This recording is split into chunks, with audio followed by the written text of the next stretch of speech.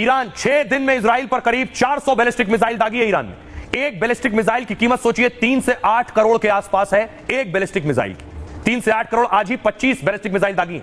उदाहरण के लिए जो सेजल दागी है इसकी कीमत 5 करोड़ रुपए, जबकि फतेह एक हाइपरसोनिक की कीमत 8 करोड़ के करीब है।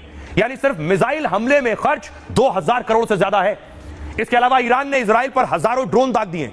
2000 किलोमीटर दूर इजराइल पर हमले में महंगे ड्रोन इस्तेमाल हो रहे हैं। इस तरह के ईरान के एक ड्रोन शाहिद 136 की कीमत 41 लाख रुपए है। इसके अलावा इजराइल के हमले रोकने में भी ईरान खर्च कर रहा है और इजरायली हमले रोकने के लिए रूसी S-300 की तैनाती की है और इस डिफेंस सिस्टम की एक एक मिसाइल 80-80 करोड़ रुपए की है। इजरायली हमलों ने ईरान के तेल कुओं और सैन्य ठिकाने नष्ट कर दिए। इससे ईरान को अरबों डॉलर के नुकसान का अनुमान लगाया गया है और ईरानी मिसाइल और ड्रोन हमलों की लागत इजराइल की तुलना में कम है, क्योंकि 2024 में इजराइल पर हमले में ईरान ने करीब 540 करोड़ रुपए पिछले साल खर्च किए थे ईरान ने, जबकि इन्हीं हमलों को रोकने के लिए इजराइल का खर्च 92,000 करोड़ रुपए था। आइए अब मैं आपको बताऊं कि ईरान कितना खर्च कर रहा है, लेकिन इजराइल भी खर्च कर रहा है। देखिए इजराइल का खर्च कितना है। इजराइल ईरान से युद्ध पर हर दिन 6000 करोड़ रुपए खर्च कर रहा है। हर दिन 6000 करोड़। 2000 करोड़ रुपए सिर्फ हर दिन रक्षा प्रणाली पर खर्च हो रहा है, यानी देशों को खुद को बचाने में बहुत पैसा खर्च होता है। इजराइल का सबसे ज्यादा खर्च मिसाइल रक्षा प्रणाली पर है और हमलों से सुरक्षा में आयरन डोम, एरो 3 जैसे डिफेंस सिस्टम तैनात है। एरो डिफेंस सिस्टम की एक मिसाइल सोचिए 16 करोड़ रुपए की है। ईरान पर शुरुआती हमलों में करीब 5000 करोड़ का खर्च आया है। इसमें उड़ान, घंटे और परमाणु ठिकाने पर अटैक का खर्च शामिल है। सैन्य खर्च के अलावा नागरिक संपत्ति को नुकसान हुआ है। ईरान ने अस्पताल और मोसाद के हेडक्वार्टर की इमारत उड़ा दी है, जबकि सैकड़ों की संख्या में इजरायली घरों पर हमले में तबाही हुई है। अनुमान है कि इजराइल की जीडीपी वृद्धि दर पर 4.3 से घटकर यह 3.6 हो गई।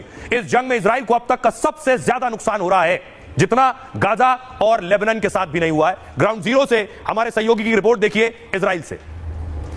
मैं एक ऐसे घर पे अभी हूँ लगभग 4 से 5 किलोमीटर दूर तेल अवीव से, और आप देख सकते हैं सामने ये जो दरवाजा है, वो दरवाजे के जो भी शीशे हैं वो सारे टूट गए और मैं आपको यहाँ पे देख रहा हूँ फर्श में पूरे शीशे यहाँ पे बिखरे पड़े हैं और घर के जो सामने वाला एरिया है वो पूरा टूट गया है। लेकिन जो हम बोलते हैं इसराइल में जो सेफ रूम के जो कॉन्सेप्ट होते हैं, वो सेफ रूम के चलते लोगों की जो जिंदगी बचती है मैं आपको वो जैसे दिखाता हूँ। आप यहाँ पे देख सकते हैं, यहाँ पे सेफ्टी रूम है नीचे, यहाँ पे वो सेफ रूम में मैं आपको लेके चलूँ तो आपको समझ आएंगे कि यहाँ पे जो सेफ रूम है उस सेफ रूम में कोई खरोच भी नहीं आया किसी को, क्योंकि ये जो दरवाजे है इस दरवाजे के भीतर जो भी लोग थे उनको कुछ नहीं आया। भले बाहर किसी को वहां पे रहते तो उनको चोट लगते, पूरे खिड़की दरवाजे और बाहर एकदम जो दीवार है वो तो गिर गया है, लेकिन जो सेफ रूम है उसमें कुछ नहीं हुआ है। तो ये जो रिपोर्टर को आप देख रहे थे ये सेफ रूम में मौजूद था, यानी वहां पहुंच गया जो वहां बेसेस और अंडरग्राउंड बंकर बने हुए। अब सवाल ये है कि नेतन्याहू खमनेई की तरफ आंखें तरेर रहे हैं और खमनेई नेतन्याहू को चुनौती दे रहे हैं। दोनों एक दूसरे के आमने सामने हैं। हालात ऐसे हैं कि जंग आसानी से रुकने वाली नहीं है। ईरान से जंग के बीच नेतन्याहू का बड़ा बयान आया है। 2 खतरनाक चुनौतियों से घिरा है इजराइल, एक परमाणु, दूसरा बैलिस्टिक मिसाइलों का खतरा। इन खतरों को खत्म करने के लिए जंग में उतरे दोनों खतरों को एक एक कर खत्म कर रहे हैं। तेहरान के आसमान पर आईडीएफ का नियंत्रण है। ईरान पर बहुत जोरदार हमला हुआ है। आईडीएफ ने एटमी ठिकानों पर हमला किया है। लड़ाई सैन्य शक्ति की नहीं अस्तित्व की है। इजराइल के महान मित्र राष्ट्रपति ट्रंप को धन्यवाद और इजरायली रक्षा मंत्री की खमनेई को सीधी धमकी। अस्पताल पर हमला कर ईरान ने युद्ध अपराध किया है, अब खमनेई को ही खत्म कर देंगे, ये इजराइल का कहना था।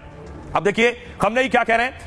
अमेरिका को चेतावनी दी, अगर अमेरिका इस युद्ध में शामिल होता है तो इससे सिर्फ नुकसान ही बढ़ेगा। ईरान की सेनाएं रक्षा को तैयार हैं। इजराइल ने एक बड़ी गलती की है, इसका खामियाजा उसे भुगतना पड़ेगा। ईरान शहीदों के खून को कभी नहीं भूलेगा। खमनेई ने ट्रंप की अपील को खारिज कर दिया। ट्रंप ने बिना शर्त सरेंडर करने की अपील की थी। जो लोग ईरान और उसके इतिहास को जानते हैं वो खतरों की भाषा नहीं बोलते हैं। ईरान ने शांत, बहादुर और समय पर प्रक्रिया की। खमनेई ने इसे ईरान की राष्ट्रीय ताकत बताया। आइए अब आपको सुनवाता हूं, सुनिए जरा क्या कह रहे हैं अयातुल्लाह खमनेई। अमेरिका सुन ले, हम किसी कीमत पर सरेंडर नहीं करेंगे। अगर इजराइल के खिलाफ जंग में अमेरिका सेना ने दखल दिया तो अंजाम बुरा होगा। अमेरिका ने कोई भी सैन्य दखल दिया तो हम लड़ाई के लिए तैयार हैं। इजराइल ने ईरानी हवाई क्षेत्र में घुसपैठ कर बहुत बड़ी गलती की है। ये ईरान का रेड लाइन है और जो इसे पार करेगा उसे माफ नहीं किया जाएगा। इजराइल को इस गलती की भारी कीमत चुकानी पड़ेगी।